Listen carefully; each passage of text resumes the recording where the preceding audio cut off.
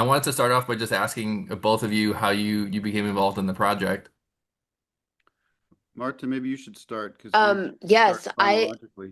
I connected with the director Charlotte in I think it was December 2022, and I told her we should work together on something, and she started writing, and she sent me a short film version of Fior Latte, and I told her I think this is really good, you should keep writing.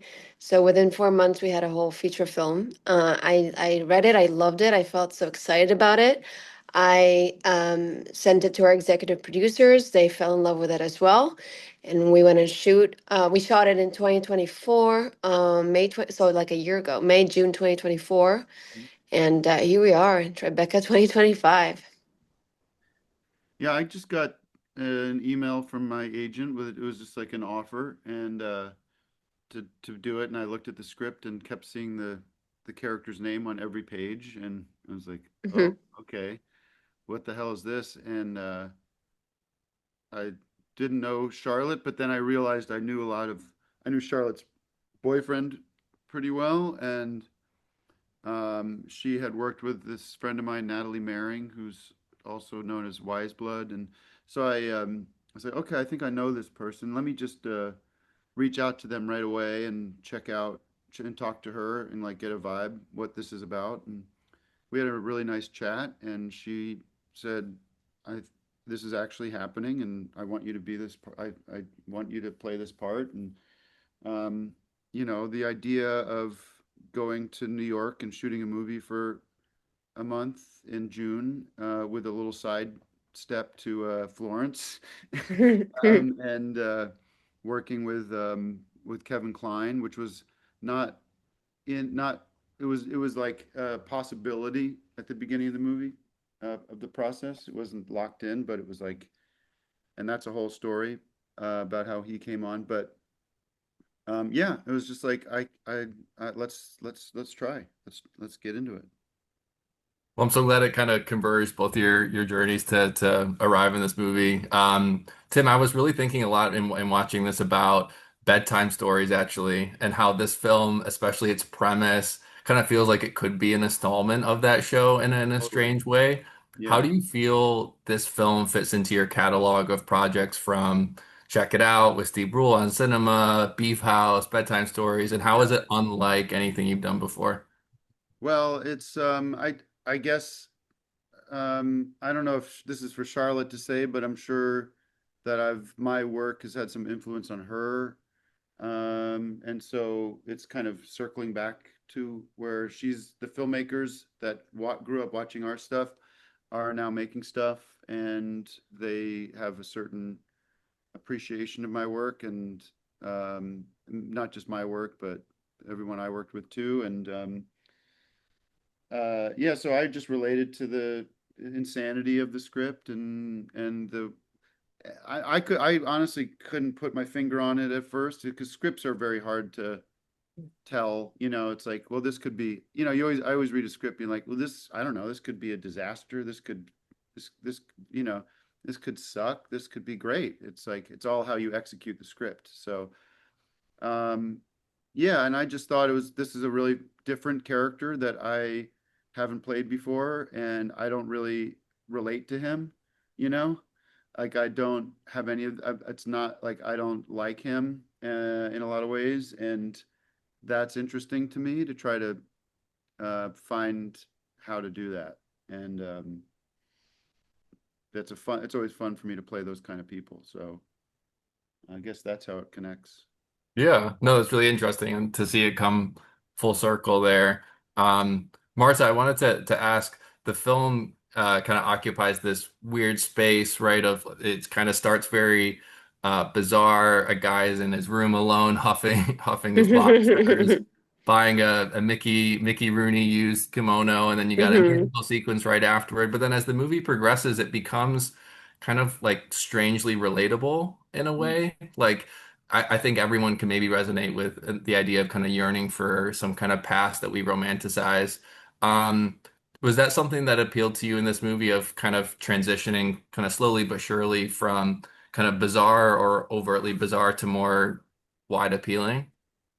Yeah, I think it's actually for me it was the last scene with Kevin when Mark goes. I just miss that feeling of, being a part of something. And like, don't we all?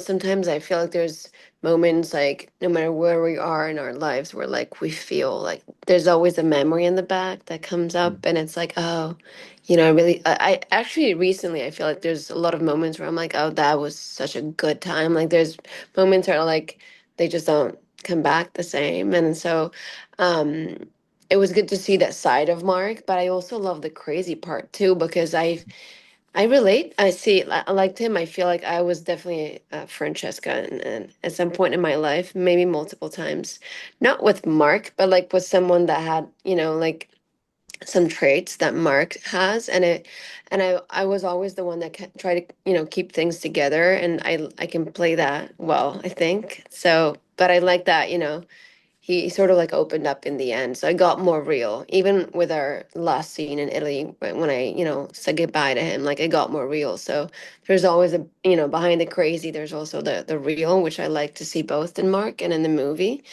And I know Charlotte, so I know that it comes from her. So it's yeah, it was a good way to end it and to just give the audience that realness too. Yeah, I like that bit behind the crazy. There's a real, I feel like that's a really great log line to kind of capture Right? the essence of the film.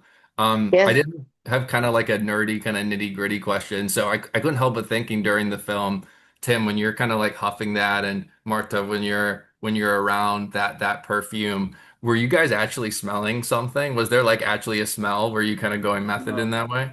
no, I maybe there should have been, but I can't. I think it was like just like water and glycerin kind of, so it had a little bit of shine hmm to it, but it was, yeah, it's all movie magic.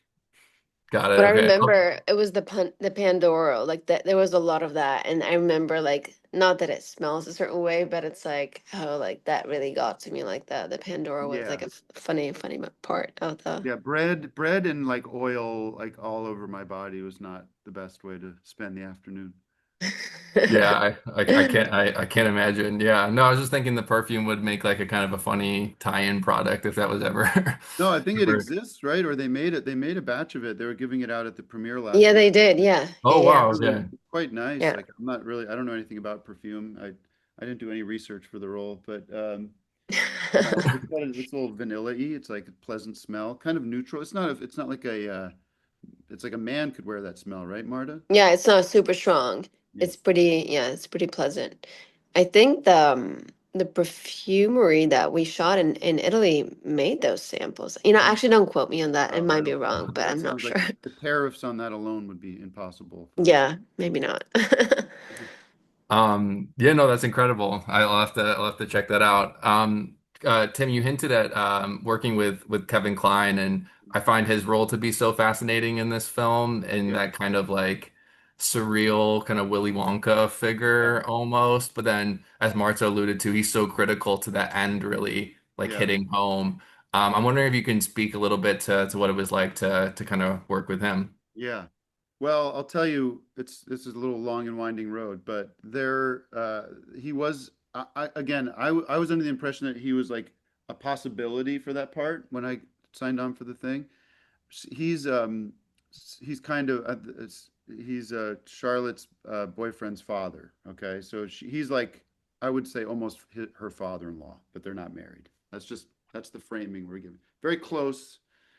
And Charlotte and he was very supportive of the movie, but I think she was a little uncomfortable, like really officially approaching him to do it. But I think there was sort of this dancing around, but and they couldn't find somebody to play that part. And as we were shooting, that part hadn't been cast, and it was a big problem every day.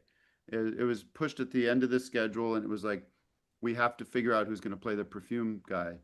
And it was Charlotte, I think, kept kicking, kind of procrastinating the inevitable, which was to really make, ask Kevin, because it's uncomfortable to ask somebody like that to do something like that, because he's also famously not a guy that likes to or is very choosy about what he does. Anyway, they eventually settled on somebody. I won't say who it is. We shot with him for one day, and it was not good. George. It was it was three alarm fire. We have a problem. Um, that was Friday. Mm, We shot one scene with him, and we were Charlotte and I agreed we should rehearse with him on over the weekend to see if we can get somewhere better with because we were going to shoot the big scenes. We had just shot this little scene with him, and we convened at Kevin's uh, apartment in the Upper East Side, and they have a little office with this actor to workshop this scene. And all morning, Charlotte had been talking about how what she didn't know what she was going to do because she didn't think she was going to be able to get this guy to work. And while we were rehearsing in the basement in this little office down there, I started getting furious texts, or I started getting texts from Charlotte's boyfriend saying, "You've got to, you've got to get in touch. You've got to get in touch with Charlotte because Kevin will do the. Well, Kevin will do it. mm, Kevin wants to do it." And I'm sitting there between the actor and Charlotte, mm. looking at my phone, saying, "I've got to tell Charlotte to wrap this up because she has to understand that we're going to be recasting this part." And anyway, I got Charlotte in the corner and said, "I think we should wrap this up because we need to go upstairs and talk to Kevin." And we did that, and then he said, "I'll do it, but I need some time." So the schedule got shifted and everything. Anyways, it was pretty crazy. It was one of the craziest like filmmaking experiences I've been a part of to see that go down. And it was unfortunate. The guy that was, it was nothing personal. It was just not right, And it was it was very brave of Charlotte, I think, to like, if it was me, I might have just been like, let's just try to make this work. You know what I mean? Like, but she was like really committed to making the best film, and then I grew up as such a huge fan of Kevin Kline. He was such an inspiration to me and such an important person for me to not only work with him, but like I had, my family came to visit and he was so kind to them. And we spent a lot of time off the set together. It was really the most meaningful part of this, one of the most meaningful parts of this experience, and very surreal to watch those scenes together. Yeah. Sorry if it was too long, but No, no, no, that was really interesting. I'm so glad I it wanted worked to get out. on. I think that's like to me, like, and I think Charlotte's okay with me talking about it, but to me, it's like a great filmmaking story, Mhm. and I don't know, those stories aren't often told, but I personally, as a film fan and a fan of making things, I love that shit. So if I get to live in the middle of one of those situations, Yeah. I'll be telling everybody about it till the day I die.